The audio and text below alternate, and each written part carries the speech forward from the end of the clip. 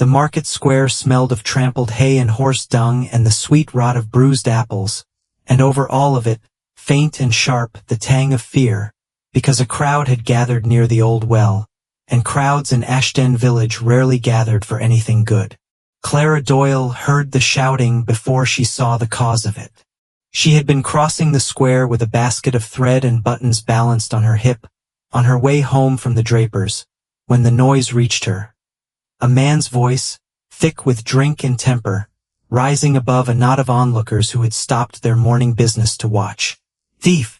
I say the boy's a thief, and I'll have the constable strip the skin off his back before noon." She pushed through the edge of the crowd without quite deciding to. It was a habit of hers, and not always a wise one. Her mother had told her so 100 times. Usually while bandaging some scrape Clara had earned defending a dog or a child or a woman with a black eye who wanted no defending at all. But she pushed through anyway, and what she found at the center of the crowd made something in her chest go tight and hot at once. A boy?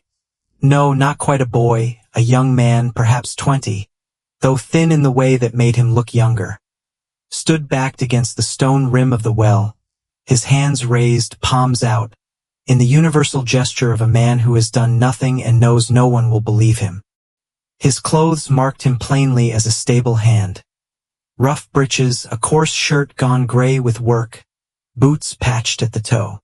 His hair was dark and too long, falling into eyes that were, Clara noticed even in that first startled glance, a strange pale gray, almost silver, entirely wrong for the rest of him. The man shouting at him was Josiah Blunt, the corn factor, red-faced and swaying slightly, a purse dangling loose and empty from his belt. "I never touched your purse," the young man said. His voice was low, controlled, though his eyes moved over the crowd with the particular wariness of a cornered animal calculating its exits. "I was mucking the Harlow stalls the whole morning. Ask the grooms." "Grooms lie for their own kind," Blunt spat. "You've the look of a thief. Shifty. I've seen you skulking about the inn-yard more than a stable boy's business should take him." "That is not evidence, sir, only your own dislike of his face," Clara said, before she had entirely decided to speak, and the crowd's attention swung toward her with the swift, hungry interest of people glad of a new spectacle. Blunt turned his bleary eyes on her. "And who asked the seamstress's girl for her opinion?" "No one," Clara said evenly, setting her basket down on the well stone rim, freeing both hands, though she could not have said for what. "But I'll give it regardless, since you seem short of good sense this morning and someone ought to lend you some. You lost your purse 3 streets from here, by your own account not 5 minutes past," shouting it to anyone who'd listen at the Boar's Head. "This boy has been at the Harlow stable since dawn. Half the village has seen him mucking out that yard, myself included, not 20 minutes ago, when I passed on my way to the draper's. He could not have picked your pocket in the high street and been shoveling manure at Harlow's in the same quarter hour, unless you mean to accuse him of witchcraft along with thievery, in which case I should like to see that argued before the magistrate. I imagine it would be very entertaining." A ripple of laughter moved through the crowd, the particular relieved laughter of onlookers glad to have the tension broken, glad of an excuse to side against the red-faced, swaying man rather than the frightened boy. Blunt's face went from red to a deeper, uglier color. "You'll mind your own affairs, girl, or I'll have your name to the magistrate along with his." "You may have my name gladly. Clara Doyle of Doyle's on Mill Lane, and I'll stand before any magistrate in the county and say precisely what I've said here, because it happens to be true, and I've never yet found the truth harder to say twice than once." She kept her chin up, though her heart was hammering hard enough that she could feel it in her throat. "Now, have you looked in your own coat pocket, sir? Purses have a way of working loose from a belt when a man's had 3 pints and a 4th argument this morning." There was a long, terrible pause, and then Blunt, muttering, furious, humiliated, patted down his own coat with clumsy hands and produced, from the inner pocket, his purse, exactly where it had slipped when the strap gave way. The crowd's laughter turned, all at once, entirely against him, and Blunt, red to the roots of his thinning hair, shoved his way out of the square without another word, leaving behind only the dregs of his fury and the slow dispersal of onlookers who had gotten their entertainment and had no further interest in the matter. Clara let out a long breath and turned to find the young stable hand watching her with an expression she could not quite place. Something between astonishment and a kind of wary, searching gratitude, as though he did not entirely trust the world to contain a person who would do what she had just done for no reason at all. "You needn't have done that," he said quietly. "No," she agreed, picking her basket back up. "But someone ought to, and there was no one else standing near enough. I would have managed. You would have been dragged to the magistrate on the word of a drunk man with an empty pocket, and it would have taken you a week and a good lawyer to untangle it, if you'd the money for a lawyer at all, which I doubt, given your boots." She looked at him properly now, in the way she had not quite allowed herself to in the heat of the argument. He was taller than she'd first thought, and there was something in the set of his shoulders, a stillness, a control, that did not entirely match the rough clothes he wore. His hands, she noticed, though roughened, did not have the deep permanent creases of a man who had mucked stalls his whole life. "What's your name?"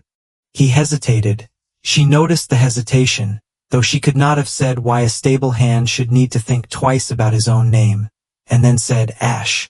They call me Ash at the Harlow stables." "Well, Ash, I'm Clara Doyle, though you heard that already, along with everyone else in the square." She managed a small smile, though her hands were still not quite steady. "Try to stay out of the way of drunk corn factors in future. Not every seamstress's girl in this village is fool enough to argue with one in public." "I doubt that very much," he said, and something in his voice, a warmth, an odd formal courtesy that sat strangely on a stable boy's tongue, made her look at him a moment longer than politeness required. "I am in your debt, Miss Doyle. I do not forget debts." "Then consider it paid in full by not stealing anything else this week," she said lightly, and walked on toward Mill Lane before she could examine too closely why her heart was still beating faster than the morning's small drama seemed to warrant. He was not, in fact, a thief, and he was not, in the deepest and truest sense of the word, a stable boy either, though he had spent 11 weeks now mucking out stalls and currying horses at the Harlow yard with a diligence that had earned him the head groom's grudging respect and a wage of 6 shillings a week, which he had never in his life earned by his own labor before, and found, to his own great surprise, that he was rather proud of. His name was Julian Ashworth Vane, 7th Duke of Ravensmere, and he had left his own estate 3 months prior in the dead of night, on a horse borrowed from his own stables under a false name, because he had discovered, by means of a letter intercepted quite by accident, meant for his steward's eyes and not his own, that the very man entrusted with the management of his affairs since his father's death had been quietly, patiently, for the better part of 6 years, bleeding the estate dry, through falsified accounts, forged signatures, and a scheme so carefully built that unraveling it from within the great house, surrounded by the very servants and solicitors who might be complicit in it, would have been impossible. So he had done the only thing that seemed, at 2 in the morning, with the letter still shaking in his hand, to make any sense at all. He had vanished. He had let it be known, through careful and deniable channels, that the young Duke had gone abroad for his health, a story his steward, the very man he suspected, had been only too glad to encourage, since it left the estate's management entirely in his own hands for however many months the fiction could be sustained. And Julian himself had ridden 3 counties away, taken a false name, and gone to ground in the one place he calculated no one would think to look for a duke, the bottom of a stable yard, mucking stalls beside men who had never once in their lives had reason to bow to him. It had been, in the first weeks, the loneliest thing he had ever done. He had grown up surrounded by servants who anticipated his wants before he voiced them, by rooms that were never cold, by a name that opened every door in the kingdom before he had even finished speaking it. He had not known, until he spent a night sleeping in a hay loft with a threadbare blanket and his own breath fogging in the cold. Quite how much of his life had been built on things he had never once had to earn.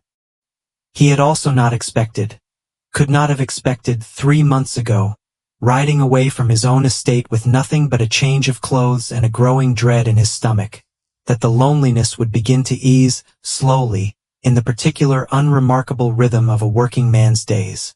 The smell of hay and horse and leather that had, against all his expectation, come to feel something like peace. The rough companionship of the other grooms, who teased him for his soft hands and taught him, with more patience than he had any right to expect from strangers, how to hold a hoof pick properly and how to read a horse's ears for temper before it turned to teeth.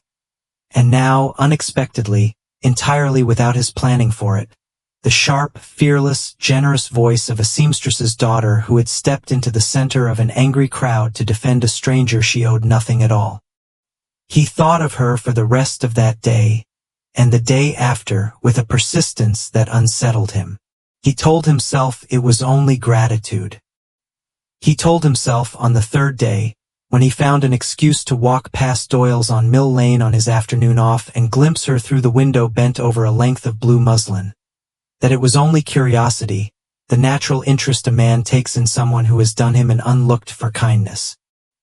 He told himself this for perhaps another fortnight, until the afternoon she caught him loitering outside the shop window for the second time that week and came out onto the step, arms folded, one eyebrow raised in open amusement. "You've a great deal of business passing this particular corner for a stable hand, Ash," she said. "Mill Lane is not exactly on the road to the Harlow yard." "I find the walk clears my head," he said, which was not entirely a lie, though it was a very great distance from the whole truth. "Does it?" She studied him a moment, her head tilted, and he had the uncomfortable, familiar sensation, one he had felt once before in the square, when she had looked at his hands and not entirely believed the boots she'd seen him in, of being looked at more closely than he was accustomed to being looked at by anyone who was not trying to flatter him for his rank. "You've an odd way of speaking for a groom, you know. Odder every time I hear you. Most men who muck stalls for their bread don't say I find the walk clears my head. They say I like a bit of air or nothing at all. Perhaps I'm an odd sort of groom." "Perhaps you are," she said slowly, and there was no accusation in it, only a quiet, patient curiosity, the same curiosity, he suspected, that had made her push through a crowd to defend a stranger rather than mind her own business as any sensible person would have done. "Well, odd or not, you're welcome to walk past my window as often as you like, so long as you don't expect me to stop working to entertain you. I've a length of muslin that won't cut itself." "I wouldn't dream of asking you to stop," he said, and found, to his own surprise, that he meant it entirely, that he would have been content to stand there the whole afternoon simply watching her hands move quick and sure over the cloth, if she had allowed it. She did not allow it that day. But she did not send him away either, and in the weeks that followed, without either of them quite naming what was happening, his afternoons off began to arrange themselves, with increasing regularity, around the hours when Doyle's shop was quietest and Clara Doyle was most likely to step out onto the step for a breath of air and find him, somehow, already there. He told himself each time that he would tell her the truth soon, that a man who had already deceived so many, his steward, his household, the whole of the county that believed him abroad for his health, owed at least one honest soul in this village the truth of who he was. He told himself this on a dozen separate afternoons, and each time, watching her laugh at some small foolishness he'd said, or watching her frown in fierce concentration over a difficult seam, he found he could not bear to be the cause of the look he knew would cross her face the moment she learned that Ash the stable hand and Julian Vane, Duke of Ravensmere, were the same deceiving man wearing two different names. He did not know, could not have known, watching her from the step of her own shop on an ordinary Tuesday afternoon, that his steward's scheme was very nearly complete, that within the month, forged documents transferring the last of the Ravensmere unentailed land into a shell company would be filed and made irreversible, that the man he had fled to escape was, at that very moment, drafting a letter to be sent abroad, addressed to a duke who did not exist at the address given. Time to arrive.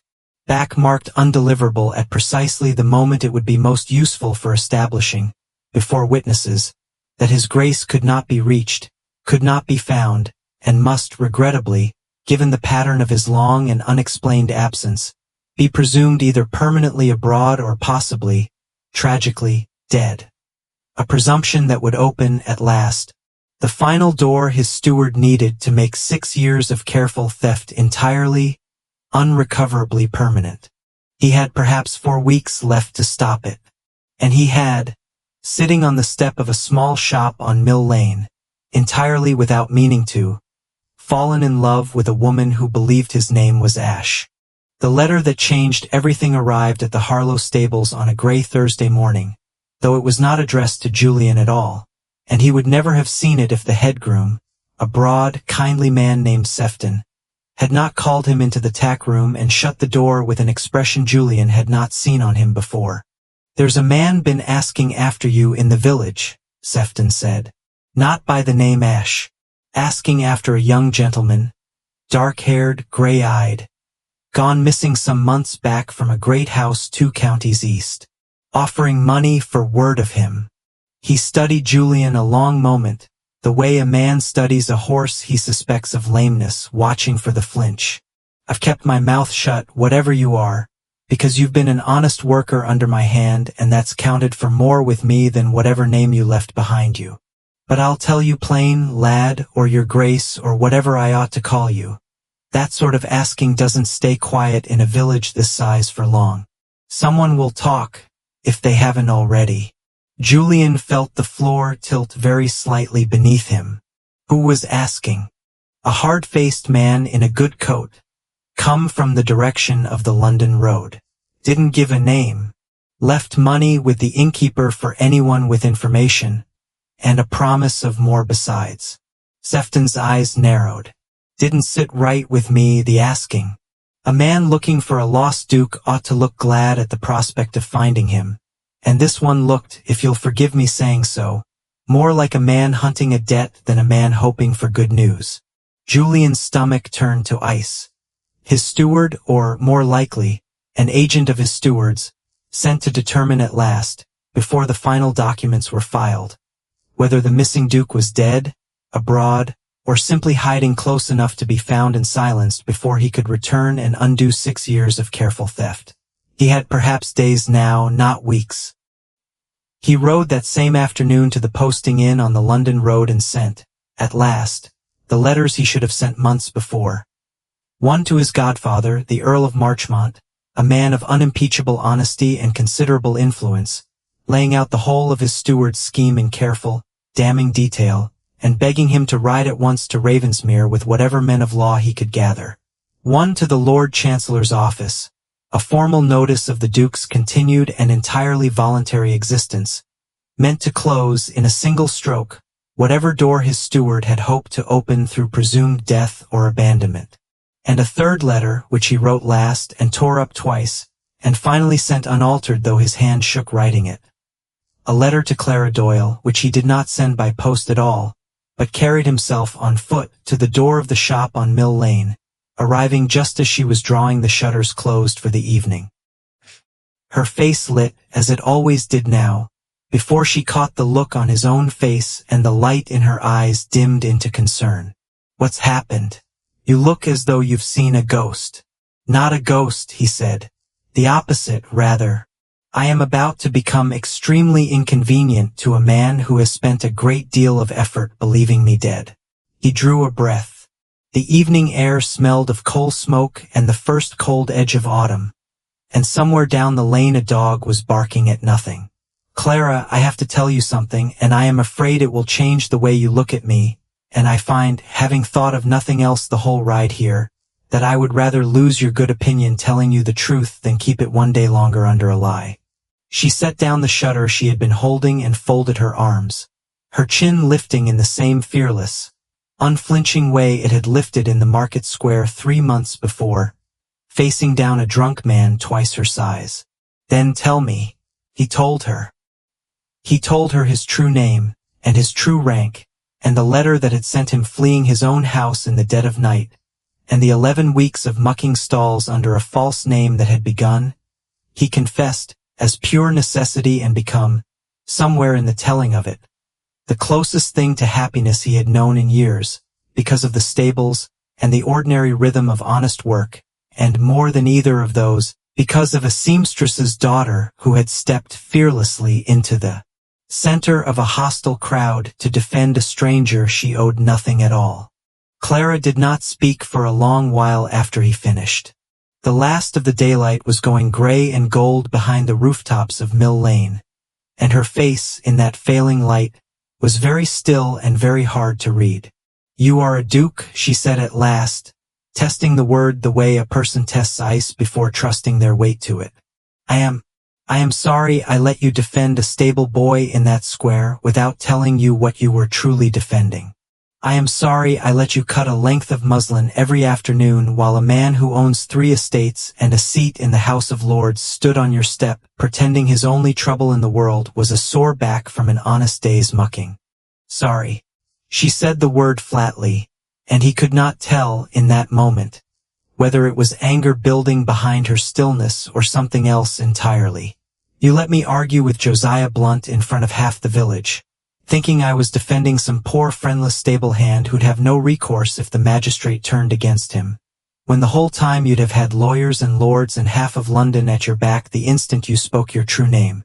I did not use my name, he said quietly, because the moment I did, everything I had built here, this shop, this street, the 11 weeks I have spent with you, would have vanished, and I would have become, in your eyes, only a duke slumming for his amusement among people who could not refuse him. I did not want to be that man to you. I did not want you to have been kind to a duke without knowing it. I wanted, for a little while, to be simply the man you were kind to. Something in her face cracked very slightly at that. The same crack he had seen once before, in the square, when her fierce certainty had wavered just long enough to let something softer through. "And now?" she said. "Now that I know?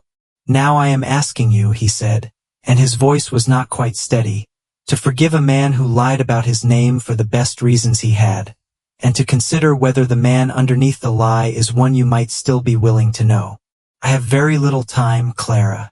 There is a scheme unraveling at my own estate even as we stand here, and men who would rather I remained conveniently lost than inconveniently found, and I must ride within the week to set it right, whatever the cost.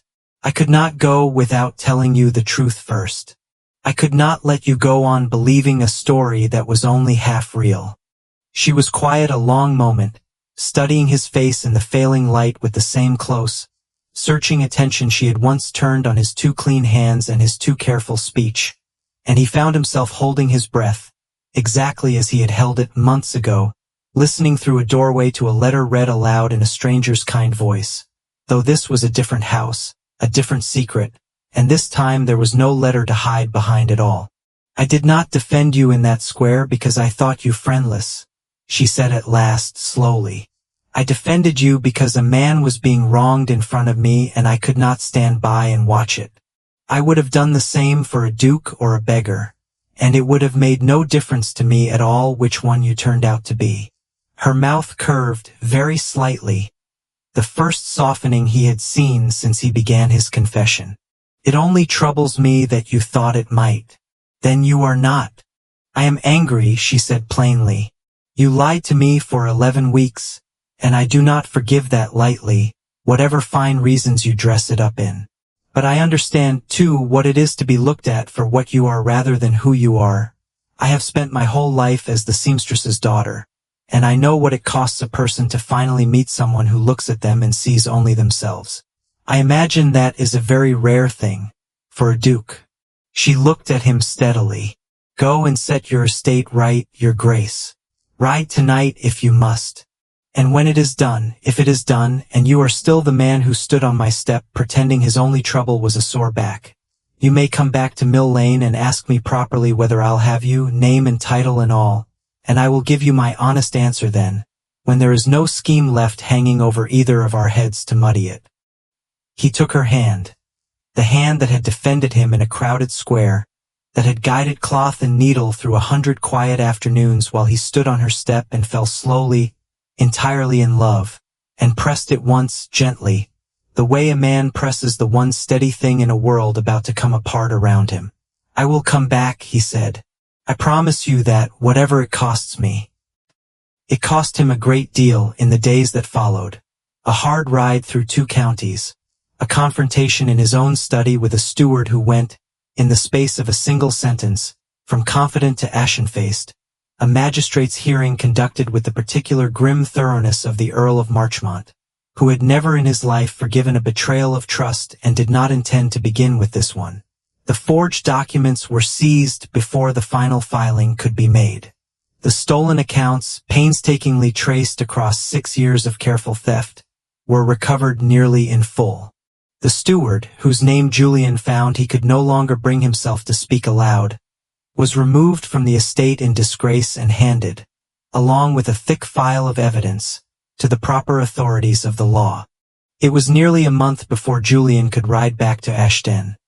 A month of restoring order to an estate that had very nearly slipped away from him entirely, of reassuring tenants and servants and solicitors that their duke had, in fact, been alive and well the whole time, only occupied, as he told them with a small private smile he did not explain, in a manner of business he was not yet at liberty to discuss.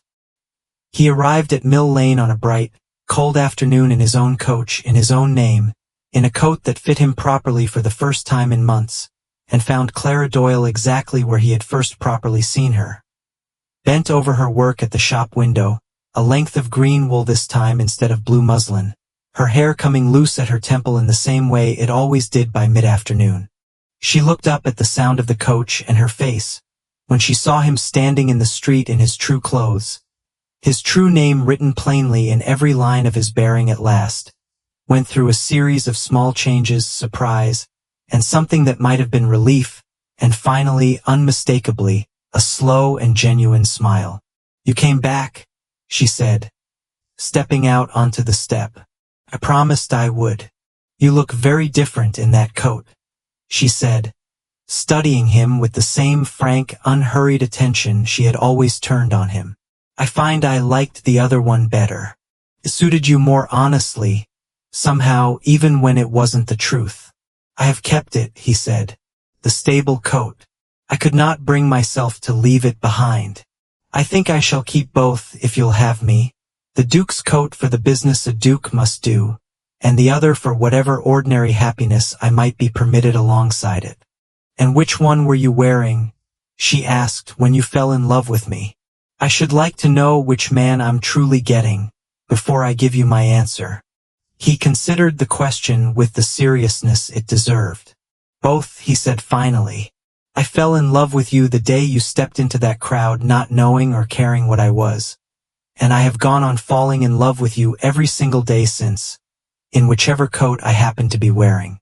I do not think the 2 men were ever truly separate, Clara.